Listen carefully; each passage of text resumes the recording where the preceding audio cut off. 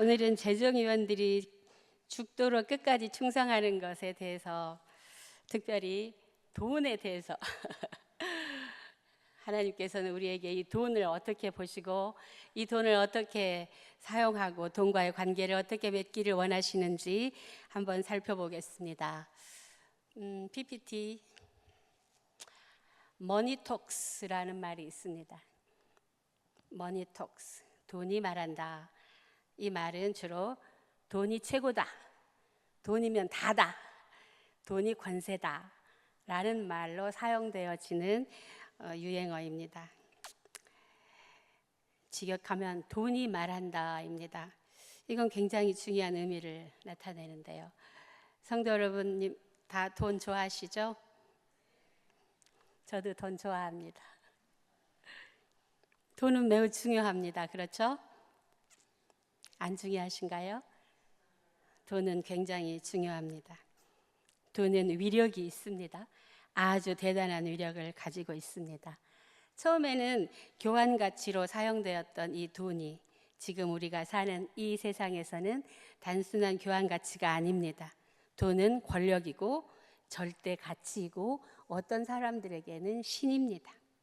신문이나 뉴스에서 일어나는 사건의 80%는 다 돈 때문에 일어나는 사건입니다.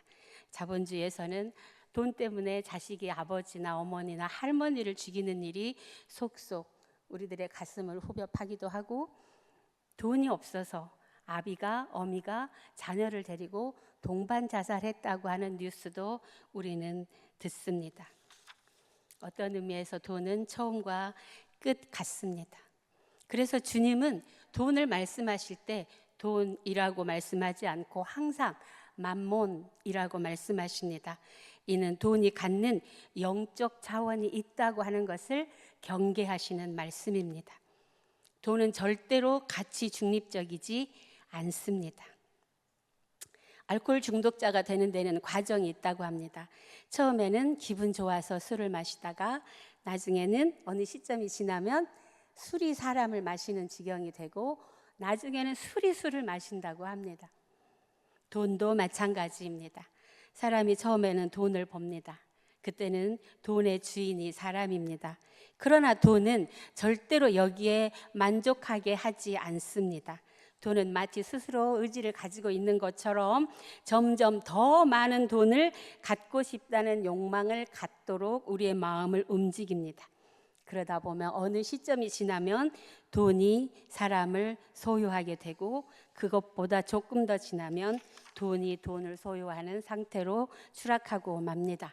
그래서 주님은 돈을 맘몬, 즉 돈신이라고 부르시면서 돈은 단순히 경제적 차원이 아니고 윤리적 차원도 아니고 영적 차원이라는 것을 잊지 말라고 상기시킵니다.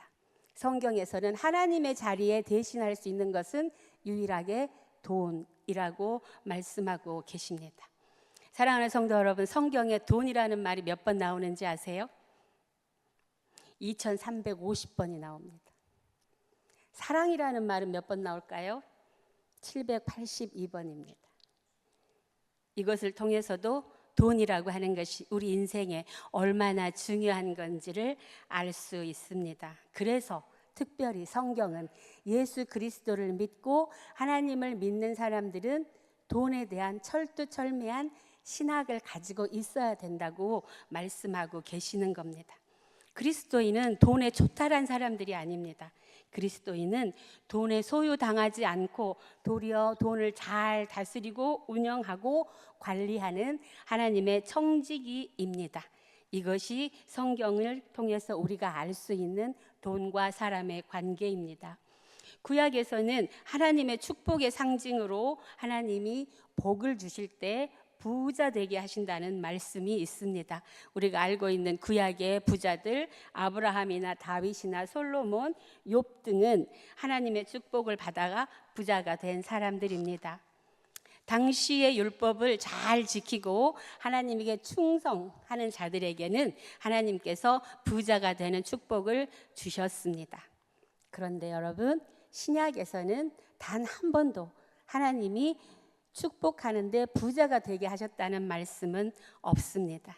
예수는 단 한 번도 부자를 칭찬한 적이 없습니다. 그래서 가만히 들여다봤더니 구약에 나오는 부자들의 삶은 어떤 것인가? 그들은 자신들이 받은 부가 하나님에게서 온 것이라고 하는 것을 단 한순간도 잊지 않고 살아간 사람들입니다. 우리는 그 절정을 욥에게서 볼 수 있습니다. 하루아침에 거짓 신세로 추락한 욥은 이렇게 만드신 이도 하나님이시라고 고백하며 주신 이도 여호와시요 거두신 이도 여호와시니 여호와의 이름이 찬송받으시옵소서라고 주님을 찬양합니다. 이런 차원에서 본다면 예수님 당시에 부자들에게는 아마도 이런 구약적인 부자가 없었던 것 같습니다. 예수님 당시에 부자의 본보기 부자로 바로 드러나는 사람들이 누군가 하면 바리새인들입니다. 바리새인들은 지금으로 치자면 중산층 정도입니다. 부와 권위를 가진 사람들입니다. 그러나 그들은 자신이 가진 부가 하나님이 주신 것이라고 생각하기보다는 자신들의 행위로 정당하게 율법을 지켜서 얻은 행위로 부가 되었다고 생각합니다. 그래서 예수님은 이런 바리새인들을 향하여 끊임없이 부자에게 화가 있다. 부자가 하늘나라에 들어간다면 낙타가 바늘귀로 들어갈 것이다 라고 부자를 신랄하게 비판하십니다. 그러나 우리가 알듯이 의로운 부자는 있습니다. 그가 의로운 부자라고 불리는 것은 지금까지 제가 말씀드린 것들을 견주어 본다면 윤리적으로 굉장히 깨끗해서가 아니고 영적인 차원으로 그렇게 평가된다는 것입니다. 의로운 부자는 언제나 자신이 가진 부가 하나님에게서 왔다고 하는 것을 절대적으로 믿고 하나님이 주신 그 돈을 하나님이 원하시는 방식으로 충성되이 사용하는 사람을 의로운 부자, 하나님의 청지기라고 말하고 있습니다.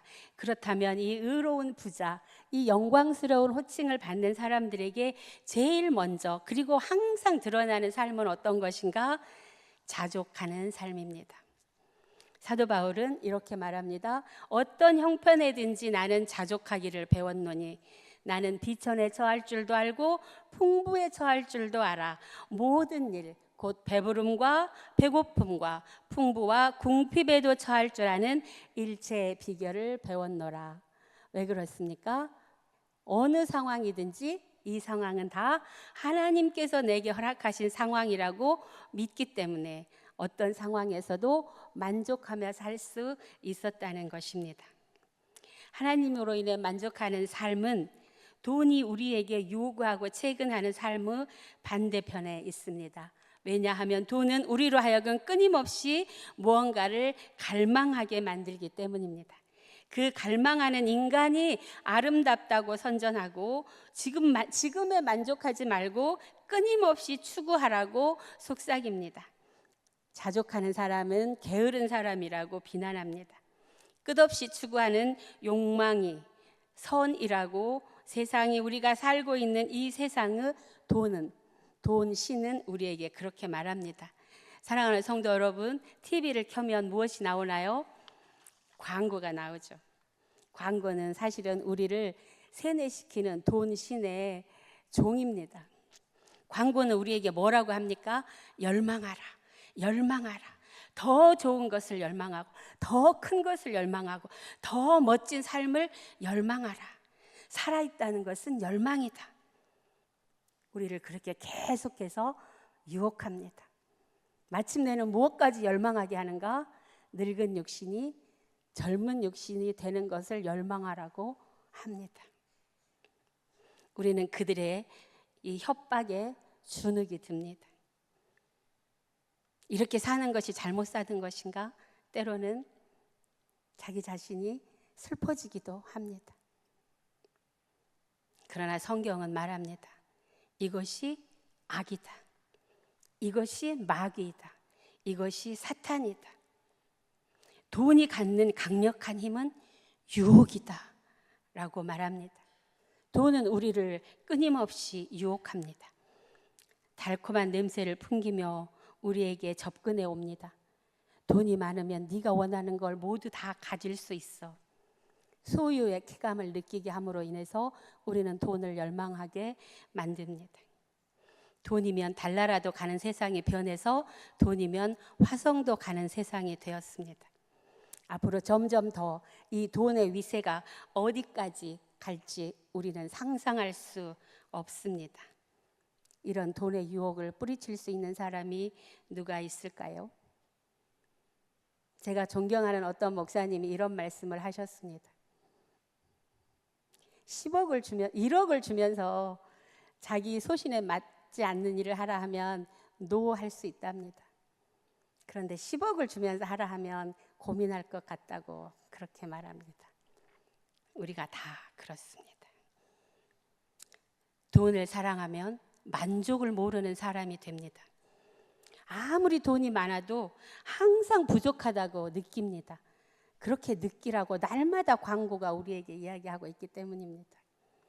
그래서 나는 언제나 돈이 부족해서 이웃을 돌볼 만큼 돈이 넉넉하지 못하다고 생각하게 만듭니다.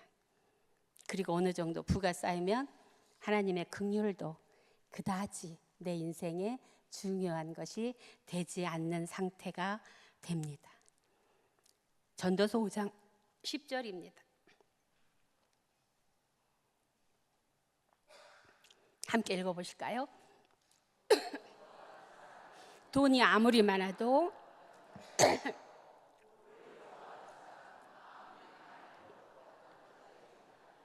아멘.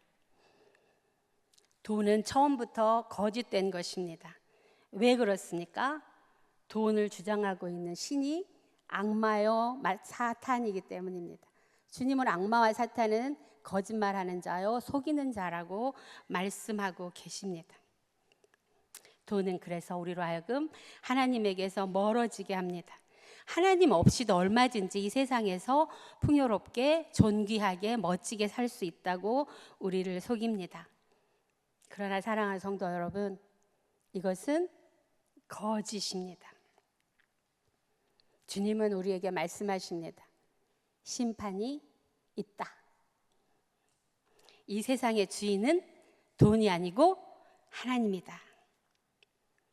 오늘 괜찮다고 내일 또 괜찮은 것은 아닙니다. 혹여 죽기 전까지 괜찮았다면 그는 가장 불행한 삶을 산 사람입니다.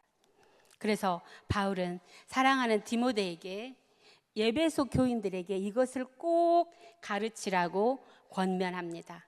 디모데전서 6장 10절입니다. 돈을 사랑함이 일만 악의 뿌리가 되나니 이것을 탐내는 자들은 미혹을 받아 믿음에서 떠나 많은 근심으로 자기를 찔렀도다. 아멘. 사랑하는 성도 여러분, 그러면 예수 그리스도를 믿는 그리스도인들은 과연 돈과 어떤 관계를 맺고 살아야 할까요? 간단치는 않습니다. 그러나 오늘 본문을 통해서 이 말을 잠깐 해보고 싶습니다.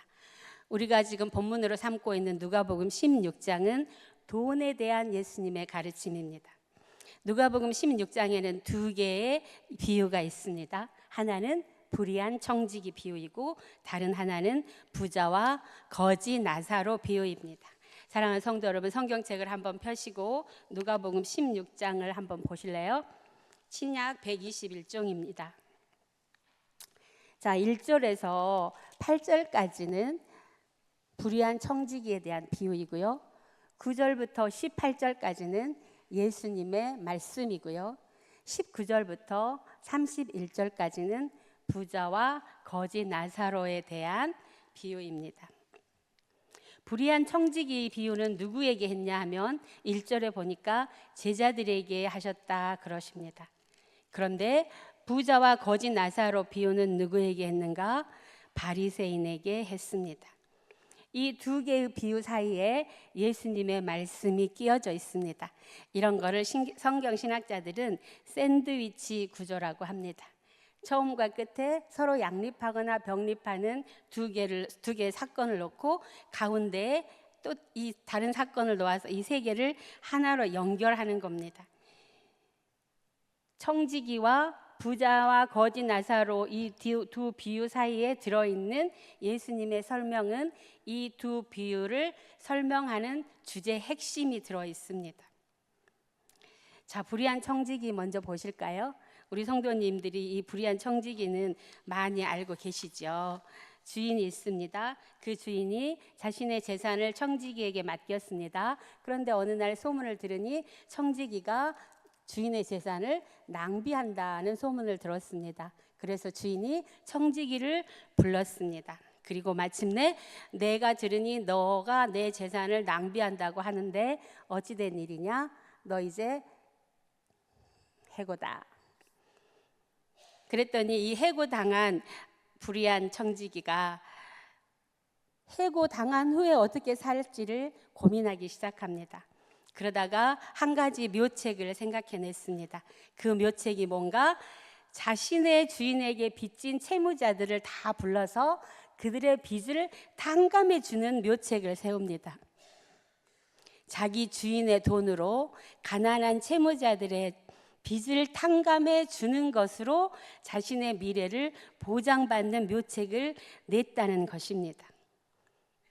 이것은 은혜의 법칙입니다. 성경이 말하는 불의한 재물이란 부당한 방법으로 돈을 벌었다는 뜻이 아닙니다. 돈의 입장에서 보면 불의하지만 하나님의 입장에서 보면 이것이 바로 은혜입니다. 주인은 이렇게 행한 그 청지기를 너 왜 내 돈을 이렇게 막 네 마음대로 했어? 라고 나무라는 게 아니고 너 굉장히 지혜롭다 라고 칭찬했다고 합니다. 바로 여기에 중요한 지점이 있습니다. 주인의 재산으로 주인에게 빚진 가난한 자들의 채무를 탕감해 준 이 사건은 내가 지금 어디에 서서 이 사건을 바라보느냐에 따라 이것이 복음이 되기도 하고 이것이 악한 일이 되기도 합니다. 내가 돈의 입장에 서서 보면 아니 어떻게 이런 못된 짓을 이라고 말하지만 그러나 내가 채무자의 입장에서 보면 이렇게 감사한 일이 내 인생에 생기다니 은혜의 법칙으로 경험한다는 것입니다. 사랑하는 성도 여러분은 이 불의한 청지기를 읽고 듣고 하실 때 어디에 서 계십니까? 분노가 일어나시면 돈의 입장에 서 계시는 겁니다. 돈은 언제나 매매 가치를 따지기 때문입니다. 그러나 그렇지 않고 채무를 탕감받은 그 사람들은 참 좋겠네 라고 읽으셨다면 하나님의 은혜의 법칙에 서 계시는 겁니다. 은혜는 거저 주는 것입니다. 값으로 사는 게 아닙니다. 구원이 바로 우리에게 온 구원이 바로 은혜입니다. 거저 받은 것입니다. 예수님은 이 불의한 청지기를 통하여 그 말씀을 하고 계십니다. 우리는 다 하나님의 청지기들입니다. 이 청지기가 주인의 재산을 어떻게 쓰는가? 우리를 은혜로 구원하신 것처럼 내게 주신 돈으로 내 주변의 가난한 이웃을 살려내는데 쓰라. 그렇게 하면 주님이 칭찬하신다. 이 말씀을 하고 계십니다. 그런데 그때 거기에 함께 있던 바리새인들이 주님을 비웃었다고 합니다. 14절입니다. 바리새인들은 돈을 좋아하는 자들이라 이 모든 것을 듣고 비웃거늘. 이렇게 비웃는 바리새인에게 주님이 하신 또 다른 비유가 부자와 거지 나사로 비유입니다. 우리 지금 시간이 없으니까 본문은 읽지 않겠습니다. 사랑하는 성도 여러분, 부자와 거지 나사로 비유 아시죠? 날마다 호화로운 잔치를 베풀면서 이렇게 아름다운 인생이 있을 수 있나 행복에 겨워하는 부자. 그를 자색 옷과 고운 베옷을 입었다고 표현합니다. 성경에서 자색 옷과 고운 베옷은 부자들을 지칭하는 그들의 지위와 부를 상징하는 성경의 상징적 표현입니다. 이렇게 하루하루가 행복한 부자의 집 대문에는 인생이 죽음보다 고달픈 거지 나사로가 버려진 채로 누워 있습니다. 도와주는 이가 없다면 단 하루도 살 수 없는 거렁뱅이. 그런데 심지어 그는 온몸에 피부병이 생겨서 피고름이 온몸을 덕지덕지 덮고 있습니다. 그 피고름을 개가 와서 핥지만 그 개를 쫓아낼 힘도 없이 그는 거기에 나자빠져 있습니다. 그런데 둘 다 죽었습니다. 나사로가 먼저 죽고 부자가 다음에 죽었습니다. 부자가 죽어서 보니 자기가 간 곳이 지옥이라고 합니다. 그곳에서 타는 듯한 갈증으로 죽을 것 같은 고통을 느끼던 부자가 위를 올려다보니 나사로가 아브라함의 품에 안겨 있는 것이 보입니다.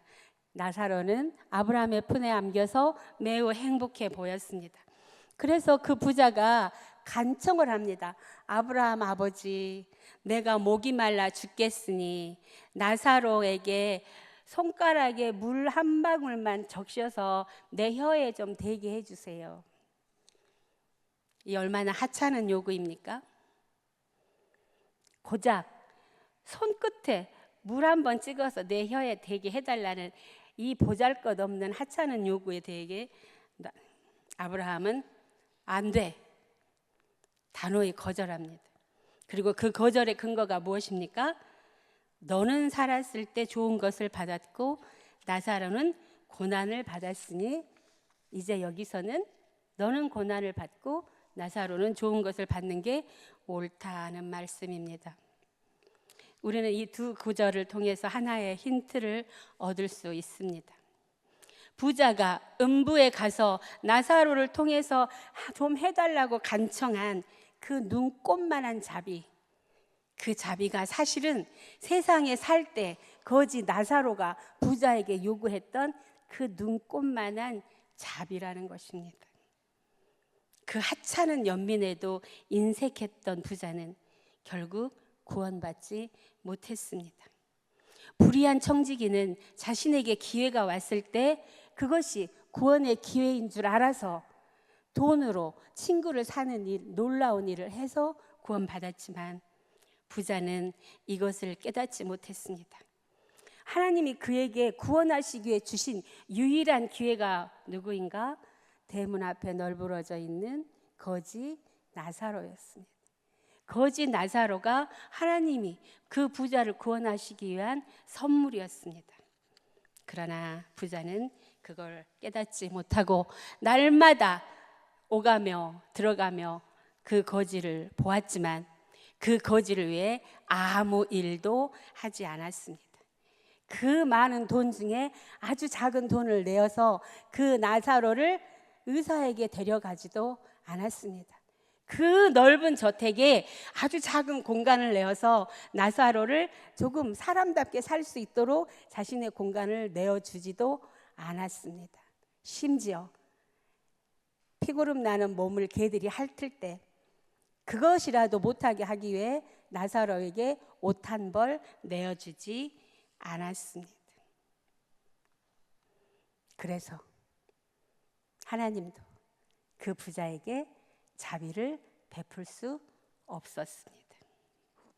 이 비유를 통해 주님은 우리에게 분명하고 단호하게 말씀합니다. 너희는 하나님과 재물을 겸하여 섬길 수 없다. 사랑하는 성도 여러분, 돈은 말합니다. 우리가 누구의 하인인지. 돈은 증명합니다. 우리가 섬기는 신이 누구인지. 돈으로 누구를 행복하게 해주고 있는지, 바로 그것이 우리가 누구인지를 드러내는 바로미터입니다. 또다시 말하지만 돈은 절대로 가치 중립적이지 않습니다. 돈은 영적인 물건입니다. 그 말의 뜻은 하나님이 우리에게 돈을 주실 때는 의무도 함께 주신다는 말씀입니다. 하나님이 주신 돈으로 친구를 사십시오. 그러면 그 친구 때문에 우리가 하나님께서 심판하시는 마지막 날에 하나님의 집에 영접받을 수 있다고 주님은 그렇게 말씀하십니다. 돈 이야기를 하니 불편하시죠? 그러나 이거는 절대로 그냥 넘어갈 수 없는 문제입니다. 오늘부터 한번 자신을 잘 살펴보시기 바랍니다. 내게 있는 돈이 나를 누구라고 말하는지 귀 기울여 들어보시기 바랍니다. 그 돈이 나를 향하여 너는 하나님의 청지기가 맞네, 그렇게 인정해주는 삶을 사시기를 축복합니다.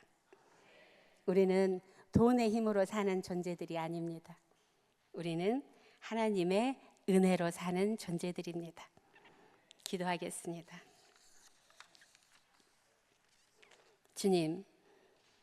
주님께서 말씀하십니다. 내가 사용하는 돈이 내가 어디에 그 돈을 사용하는가에 의해 내가 누구인지 그 돈이 내게 말해준다고 말씀하십니다. 주님, 저는 하나님의 돈을 맡아 관리하는 하나님의 청직이라고 하나님 앞에서 어떤 부끄러움도 없이 세상을 향하여 당당하게 소리칠 수 있고 대답할 수 있는 삶을 살게 도와주시옵소서. 착하고 충성된 종, 작은 일에 성실한 하나님의 종으로 거룩하게 살다가 주께서 부르시면 주님 품에 안겨 행복한 한평생이 되도록 저희 모두에게 하나님의 자비를 베풀어 주시옵소서. 예수님의 이름으로 기도드립니다. 아멘.